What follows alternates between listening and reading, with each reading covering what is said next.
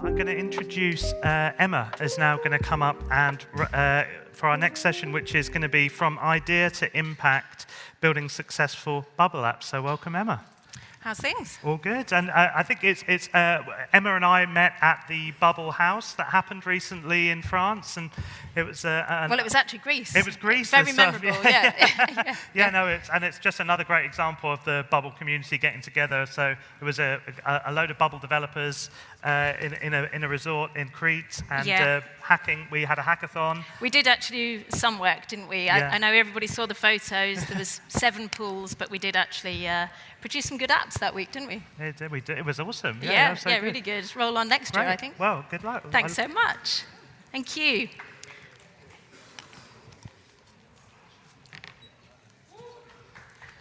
Welcome.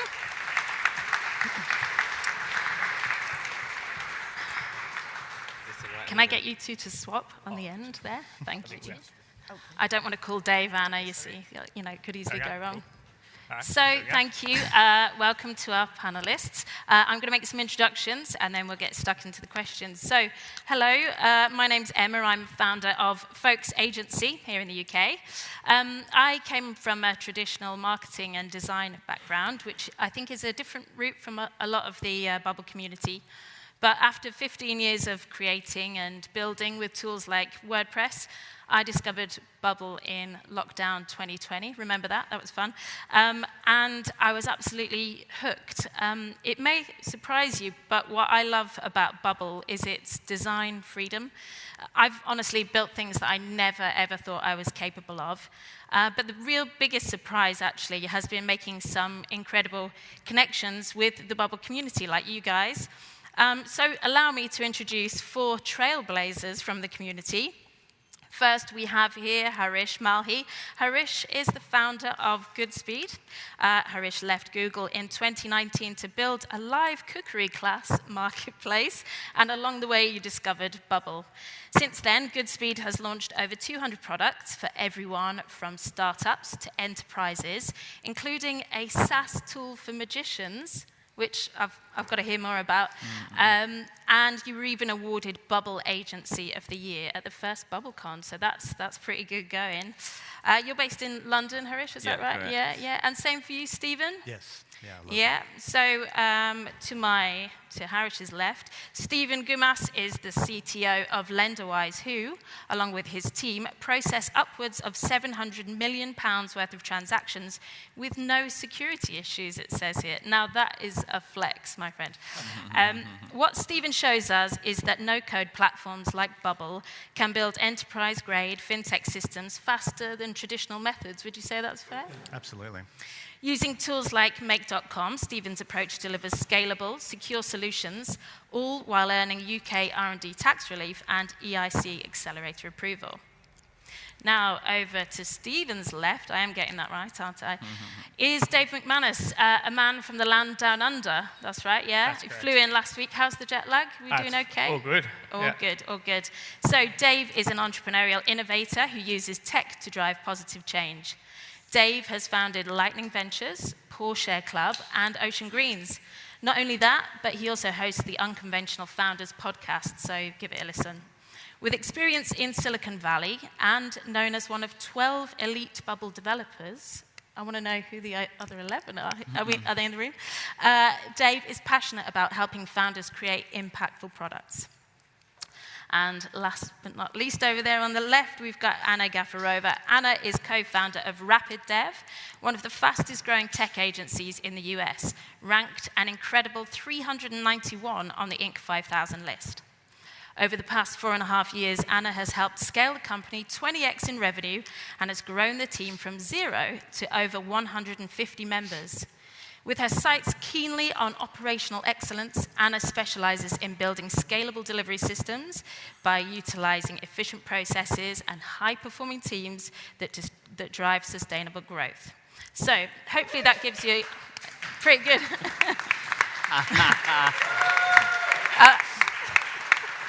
Was that Matt? Yeah, so that was the other co-founder of RapidDev there with feel free to whoop and holler for any of the other panelists. So hopefully that gives you a bit of flavor of our panelist experience, but let's dive deeper into it, shall we? So question one, I'd like to open this first question out to all of you because I think we all love a founder story here in the audience. So what can you share with us about your origin story? How did it all get started? Let's start with you, Harish. Yeah, thank you, Emma. I was working at Google and left to try and build a business. So I joined an incubator in London. The mission was to improve the quality of later life. My parents were retiring, and I thought, okay, great, this is a problem I can get behind. But I didn't have technical skills, I didn't have a technical co-founder, and I didn't have loads of money. I had this idea. I thought, let's make older adults entrepreneurs. They've got loads of skills, knowledge, and experience to share, and it's a shame that we're losing it. And so I figured out how we can test it. I built the version 1 on Typeform with Stripe, and we got some paid users. And then we moved to Wix, and we were featured on Sky News, and the website crashed. And customers were complaining. Well, passionate customers were complaining. And that's when I discovered Bubble. And I thought the only way was for me to learn it as someone non-technical.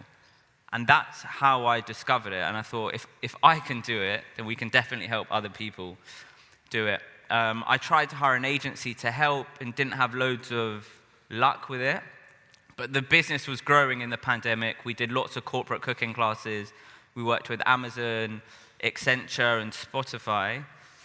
And I was just amazed with the power of Bubble. I really thought that actually we can build anything. And where the business changed post-pandemic, because no one wanted to stay inside and do live cooking classes anymore, I stumbled across and naturally built Goodspeed. And we've been going on for the past 4 years now, building a range of products from a SaaS tool for magicians. These guys do magic for the royal family, and we built a SaaS tool for them, to a marketplace for care homes. That's how I got into it. Very interesting. And the same to you, Stephen? Yeah, so my story is probably a little bit more mundane. It might bore you even. So I am Australian as well. So I started off as an agency many years ago, going back almost a decade, actually. And we stumbled across Bubble, or I stumbled across Bubble as a freelancer. I actually wanted to get more into automation, robot process automation. Specifically, tools like Zapier and Make were quite interesting back then and different. But I wanted to really flex more of a developer kind of muscle, so to speak, because I am quite creative by nature, but also very process-orientated. And Bubble for me was a very natural fit. I hadn't done traditional programming in a long period of time, and I wanted something a little bit more speedy, more diverse, easier to get to market. So I started to program within Bubble, and I really enjoyed it. I enjoyed the process, I enjoyed learning a lot about it, well before there were tutorials. And then from there, COVID hit. My agency had taken off, and I had hired another developer, senior developer. And during that period, I actually met my current CEO within Lenderwize, and he came to me with a very interesting idea to build a complete system, and we didn't know it at the time, but that essentially works within operational risk for lending facilities. So post-facto analysis is sort of in the reporting realm. Pre-facto analysis, typically KYC, if you know anything about lending and investment. But no one was really sitting within the operational risk. And so we designed this MVP that actually started within Airtable, funnily enough, with some Make connections. We're very API dominant. And then we developed a prototype within Bubble. And that prototype eventually actually turned into an enterprise-grade system, to a point where we were facilitating hundreds of millions of pounds worth of transactions. And we really needed to go into a proper production-ready enterprise-level system. And that's essentially how we began, and now we are here many years later, 6 years actually down the track, and we processed over 700 million pounds worth of transactions with zero security risks. So yeah, it's been a wonderful journey. Bought out the entire team. I was the only one that moved to London. My senior developers are still living in Melbourne. They're very happy about that. and that's how we started. Yeah, it's really interesting, actually. That's 3 of us in a row now that have said that COVID was actually quite a pivotal time for us. I think it says a lot about the spirit and the ingenuity of the Bubble community, really, to turn something like that into a positive. So same question to you then, Dave. How did it all get started for you? Yeah, so in 2017, actually moved to, 2016, I moved to San Francisco, and I started a healthcare company.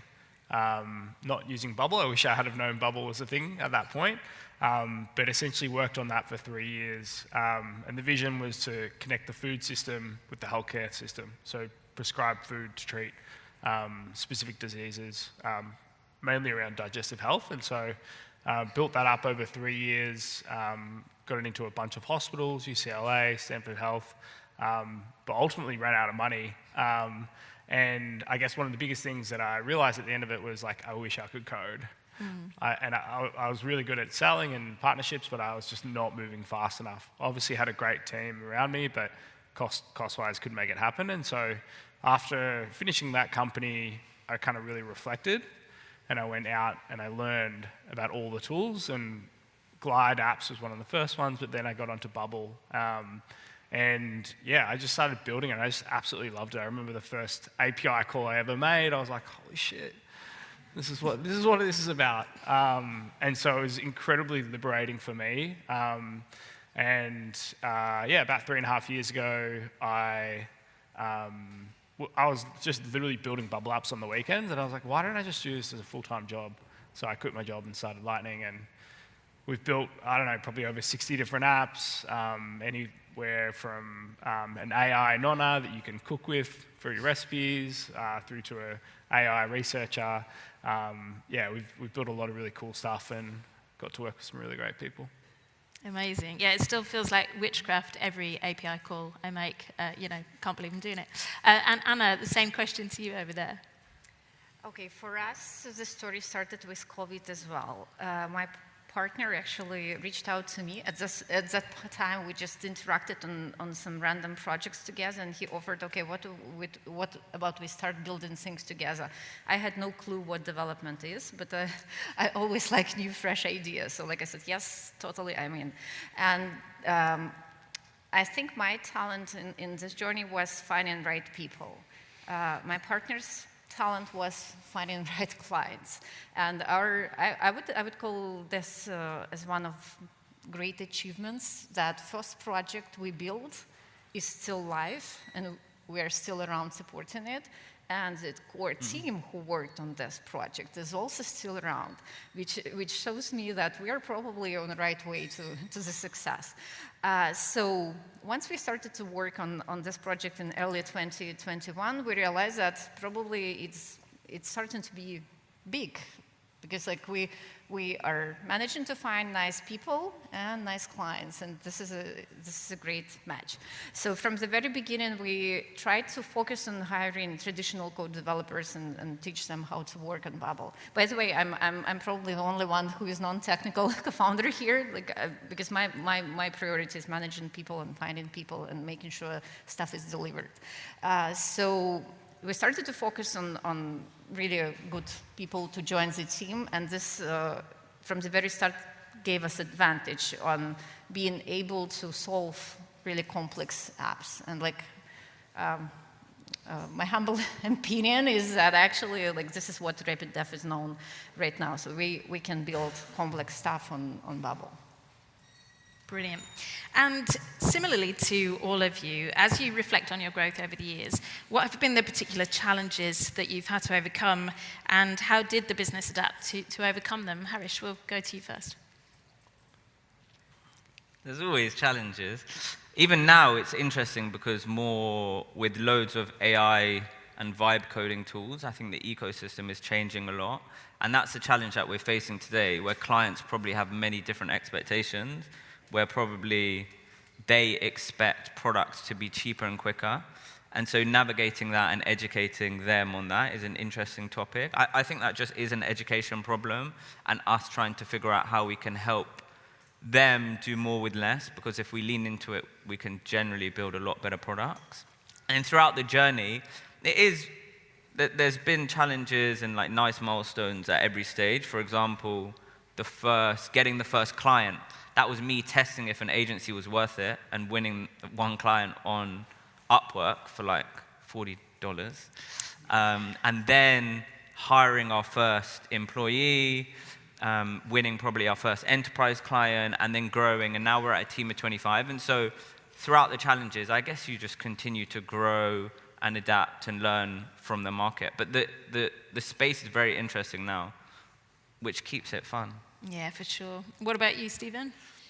I think for us, it's a little bit different in the sense that we work in quite a regulated industry. So financial technology, we also have things like payment technology built into Bubble. We work with EMIs.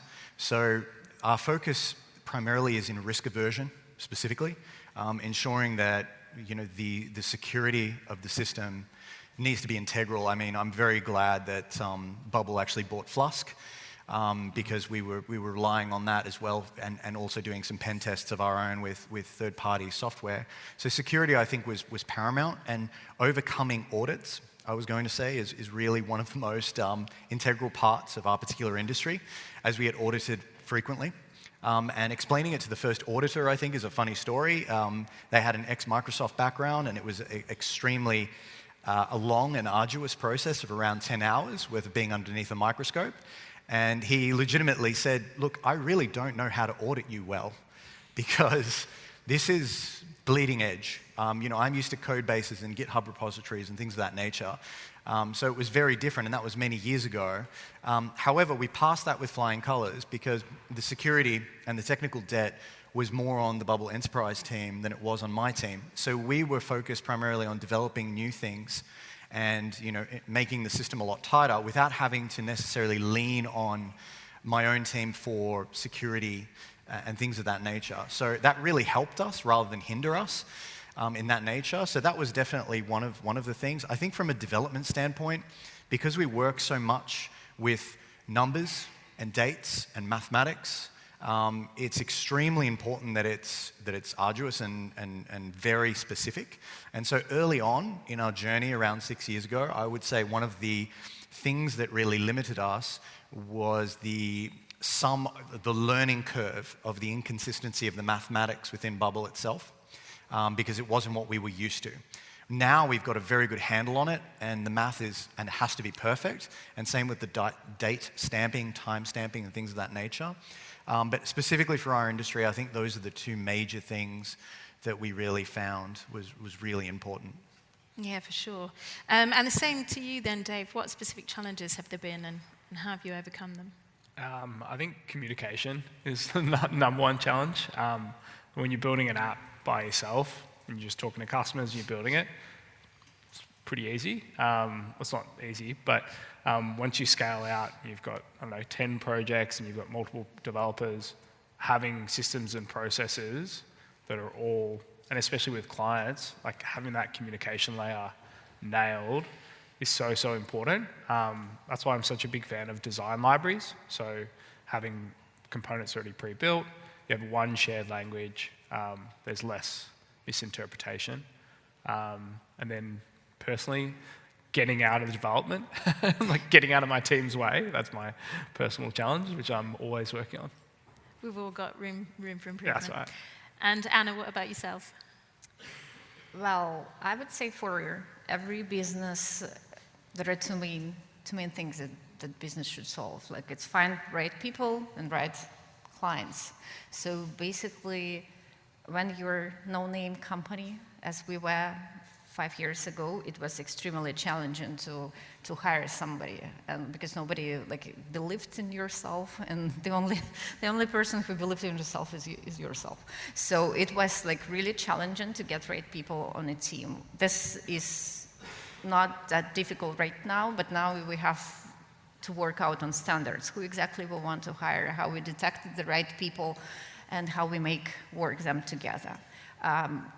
In our business model, we have all contractors that do not have any offline office. That's why we need to put a lot of efforts to make people collaborate.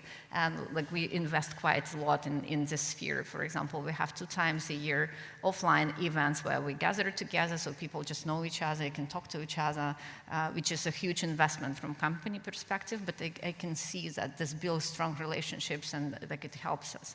And clients. like you just like, when we started, we relied only on Bubble ecosystem, and all leads came from Bubble. And at one point, we realized that we need to spread out, because like we realized that we are dependent on one source, which is like not a good way of building business. So we started to invest more money in sales team, in marketing, in SEO, so that we diversify how we get leads. And actually, it was a very wise decision to hire like very, very well-paid sales rep who can promote it and like let the business develop. So yeah, people in sales is always challenging. Yeah, I saw some pictures from one of your off-site trips, actually. Matt showed us, and I almost asked Matt for a job. I thought, God, how do I get in on that? So, Matt? We actually have the next one in a month, so. Oh, okay. I'm free, by the way. So I'm looking particularly at Harish, Anna, and Dave here, thinking about your experience working with that wonderful breed of people that we call our clients. What have you learned in terms of pitching visual development tools like Bubble, and how have you challenged some of the common misconceptions about these platforms, for example, scalability? Harish, do you want to start? Cool. Yeah, it depends how technical people are, to be honest. If someone's very non-technical, I love to compare it to IKEA or to Lego, to say, I wouldn't build a table from scratch, but I would go to IKEA and put those pieces together. Or Lego as like drag and drop, which I found for the most part resonates. I mean, I think my mum understands it, so she knows what I'm doing. And then as it grows and about scale and maintenance, there's some amazing use cases from apps that we've built and where we've helped them launch their MVP to now doing like tens of millions of revenue per year, to amazing teams like My Ask AI, which people shout about, like Bubble as well do a great job of, to big enterprises where people use internal tools like Amazon, Paramount, Wagamama, and so they're huge companies. And I think if huge companies like that can use Bubble, then it shows that they're scalable, safe, and secure. Sure. And Dave? Yeah, I think probably similar things. I think one of the questions I asked them, do you want to play the game of writing code or building product? If you want to play the game of building product, then you should use Bubble. I think managing DevOps is like such a pain. Like you have to have full-time AWS engineers just to, I don't know, manage it. Like it's a massive hassle. So yeah, it really depends on who the client is and how technical they are. It also depends on what the product is. Bubble's not always going to be the right thing to say for them. Most often it is. But yeah, depends. And Anna, clients, hey? Gotta love them. Luckily, we usually love our clients. At least we tell everybody we love them. But it's always challenging because like it's difficult to meet expectations. When we still have like probably 50% of the clients which are small, medium business, and budgets are usually restricted. So you need to balance quite a lot to make them happy and not to go negative. Particularly, we are trying to work with a team internally because like communication is actually the key to solve this issue. Because if you can communicate with the person and explain the reason why we cannot develop this by tomorrow or why we need additional money for specific features, this is the key. And like we invested some money into trainings for our PM team so that they know how to say no. It's still challenging. I would not say that we are close to solving this issue because this is a problem for myself as well. When you build relationships with someone, you want to help them, you want to deliver, you want to make them happy, but then you fail because you promise something that is not feasible at all. And then they might be angry as well. So it's an interesting tendency. So first they please to agree, and then they hate you just because you cannot deliver something that you're overpromised. So our main slogan is that overpromise, underpromise, and overdeliver. So And this probably helps to solve everything. Yeah, for sure. Stephen, just looking at you, if I can now, I wondered if you could share with us any particular strategies within your bubble journey that helped you transition from MVP, as you said earlier, to a more scalable product. At what point did you realize that your startup was ready to scale, and how did Bubble help that? I think a pivotal point for us was when we scored our first £50 million deal to be able to transact on the system.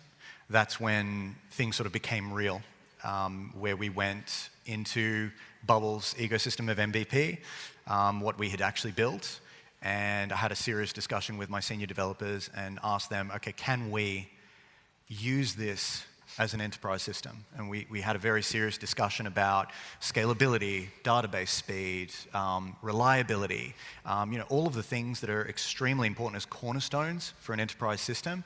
And I leveraged a lot of my past experience working for contracting and also government organizations and things of that nature, and put that into perspective in terms of a project management plan, so to speak, of looking at the pros and cons of what would work and what wouldn't. And we really we made the decision to stay with Bubble for a few notable reasons. One is, the most important thing really is the ability to pivot and the ability to iterate very, very, very quickly.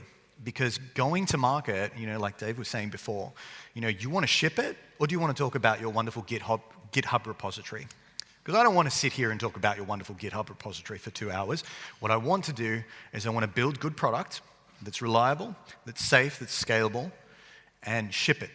And we were able to determine that we were able to build a product and ship a product in about 3 weeks, start to finish, from design, inception, to actually getting it out there. And that was an enormous tick in the right direction for us. And of course, we needed to discuss security. And this is where we made the decision to become enterprise customers. And it's not for everyone. Enterprise is not for everyone, but we needed a hosting solution that was in Europe. You can't do that, obviously, with the public nodes. If you know about the public nodes, they're hosted in America. For us, GDPR, and there's a lot of regulation, so we need to host within Europe itself. So we made that decision. I think that was a pivotal moment. But the pros definitely outweighed the cons, and here we are many years later, and absolutely no regret. I think the Bubble team has done incredible advancements, not just in the AI stuff that everyone is interested in at the moment, which is sort of like the flavor of the years.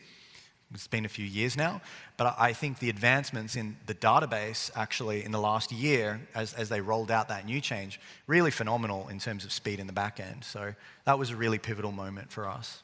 Yeah, I'd really agree with you on the agility of being able to iterate, because a business doesn't know necessarily what they want to evolve into, and we should be able to evolve with them and build things that they actually need without them having to plan it out on the full roadmap. So looking back, probably towards Harish, Dave, and Anna again, if I could get you to reflect once more. At what point did you know you were ready to grow your team, and how did you think about building it out? And were there any thoughts around the kind of vision and the culture and the values you wanted to instill in the team? I think I had been there where I had tried to hire an agency and then realized what I really want. And so in terms of values and what we stand for, it was pretty clear to me. And we have that in 3 ways. So number one is communication, where I think most agencies, you don't know what's going on all the time. And for us, it was, I want to know what's going on all the time. And so we give daily updates. Mm-hmm. Number two is care. I always think we win when our clients win. And so if we can help someone grow their MVP to now do tens of millions of dollars of revenue, then we win. Just like we shout about apps being built on Bubble. And number three is collaboration. I think people should be like great strategic partners. We don't do everything the client says all the time. We do it if we believe that it's the best thing to do. So that like communication, care, and collaboration is like what underpins how we build our agency and how we work with clients. In terms of when I knew, I tested it. In every aspect, I think it's like our MVP. Our MVP was, can I get one client on Upwork that thinks I can do a good job? Thankfully, they did. And then it's, we win one project, we hire one person, We win another project, we hire another person. And then gradually we refine our processes to go from then hiring a product manager. Now we have an amazing design team and development team. And so I never have seen it as being super risky because we're bootstrapped. We only did it when we knew we won a project. Yeah.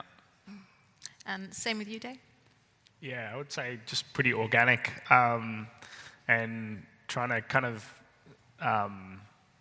train our team around product management and also upskilling our clients, because ultimately we don't want to work with a client who has no knowledge about Bubble, and ultimately they're going to be more successful, and I'd love to work with a client for 20 years versus, I don't know, a quick one and done MVP. That's kind of our goal, and we've been lucky enough to have a lot of our clients long term, and yeah, that's kind of our focus. And Anna?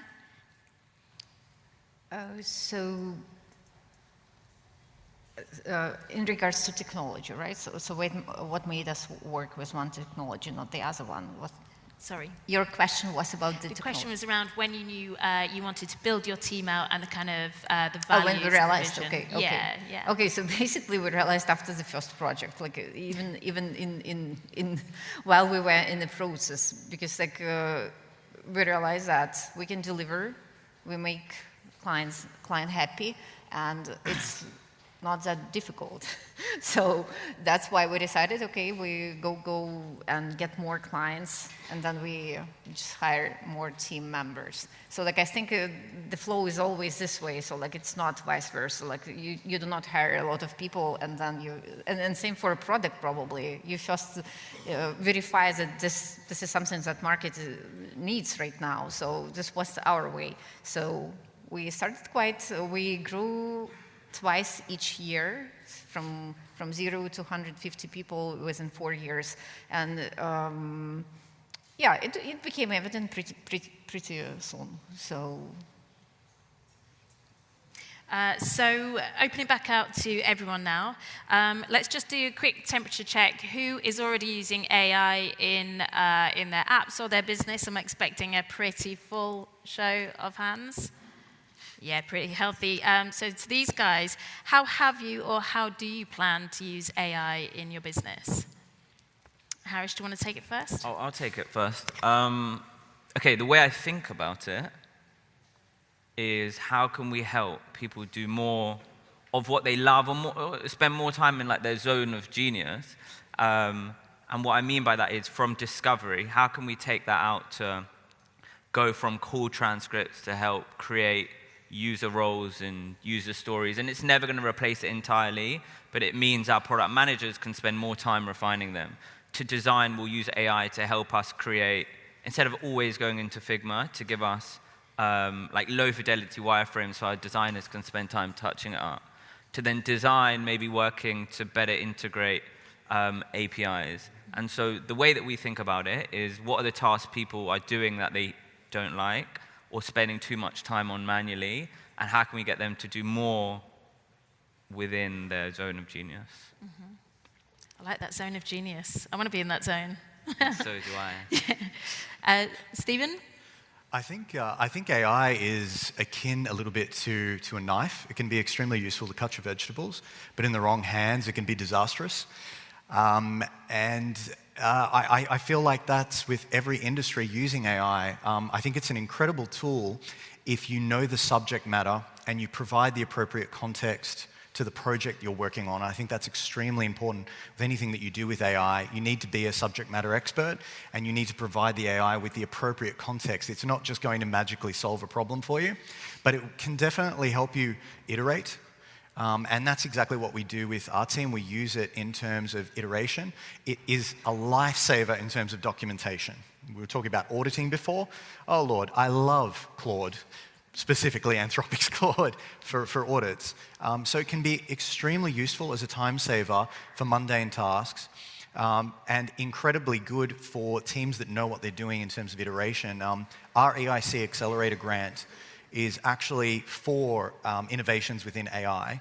specifically using Swarm AI, which is essentially a group of agents that are specialists in their particular field, and then aggregating them. And that's what we essentially have been approved for stage 1 aggregation. So it can be extremely good, but it can also be extremely dangerous in wasting time. So it's very subjective. Yeah, for sure. Is Swarm the collective noun for AI agents then? Is that official? Swarm?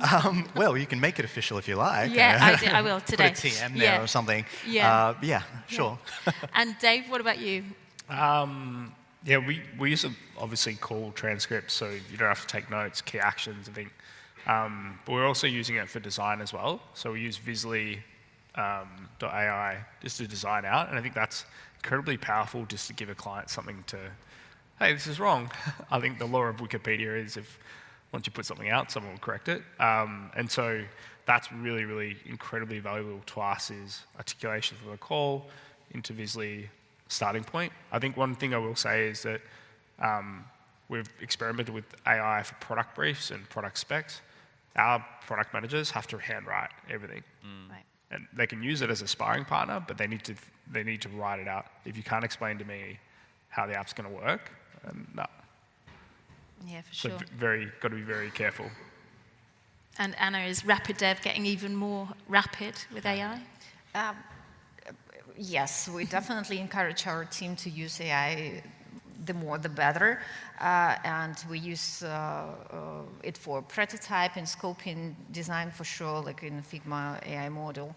And but the challenge is that our clients are starting to use AI as well, and they send us emails with something generated with AI, and it's extremely difficult to work with this kind of request because like, sometimes it feels that people do not read. And actually, I catch some team members with addressing some tasks to the team without proofreading it as well. And this actually creates a huge challenge. And I had read the stats that around 30 people, they do not reread like what AI generates. And this is a challenge for sure. So like, I agree that this is definitely a time saver, but it can be a killer as well. So because like it just sometimes goes insane. Yes, it sure does.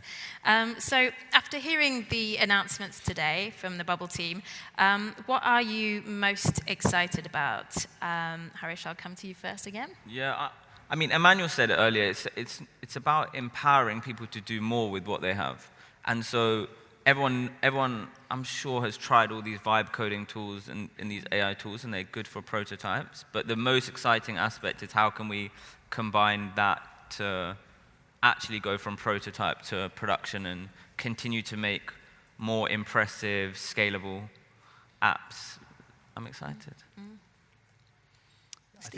I think for us as subject matter experts within Bubble itself, the most exciting thing is really the iteration for the AI creator. Because being able to look at something on the page, select a specific element, provide it with context. Now, given that our app is a little bit complex, it might take a while before we're able to use that. But I think for my team, that's going to be quite exciting if we can test that, especially with workflow diagnosis and things of that nature. I think that's probably the most exciting announcement. Yeah. Sure. What about you, Dave? Yeah, I love the knife analogy. And I think using AI for like Azure in certain things, you're not going to get it to build the foundation of your house. But certain parts of the house, like an expression, for example, like, damn, I can't get this expression to work. Like, that is going to be incredibly important and basic workflows and understanding those workflows. And so I'm incredibly excited about it. How about you, Anna? AI for design probably is the most impressive, and I definitely encourage team to use it because it just helps to, that being said, not all the developers in our team can actually visualize stuff, so you still need to make sure you understand the business idea, but definitely this allows to skip a lot of steps and deliver much quicker with the help of good prompting and AI-generated design. Sure, and I think we've got time for one more question, so we might as well stick with the topic of AI.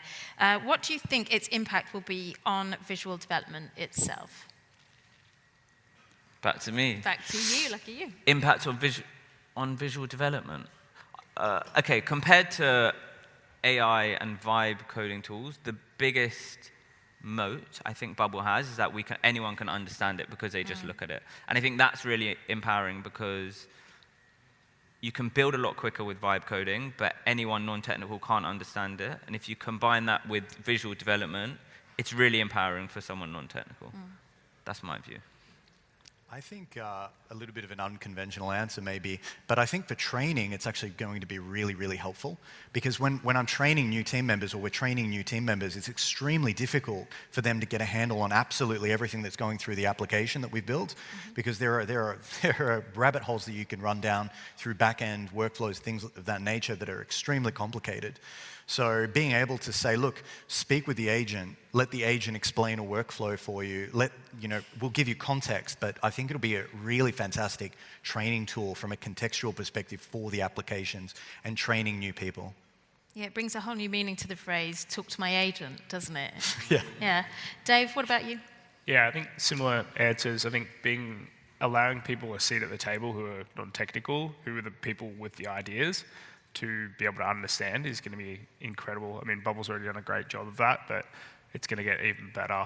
Because that's where majority of software problems lie, is business owner, developer, goes wrong. So, yeah.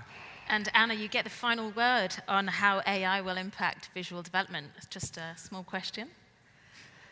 I think that for right now, we're safe. So, because there is still a limit where AI can improve. It definitely helps to test your idea, but actually to deliver a scalable and safe product, you still need somebody who understands what needs to be done, or at least how to check what has been delivered. So I feel that, I'm not sure what is the timeline, but I'm still feeling good about this. Great. So it's improving. This is good. We just all have to adjust to those new rules. You cannot ignore them. But we're not at the point when it just would be done without human being involved. So you heard it here today. We're all safe, thank goodness. So thank you so much to our 4 panelists today. Please put your hands together and thank them for their input. Okay, I think we're good.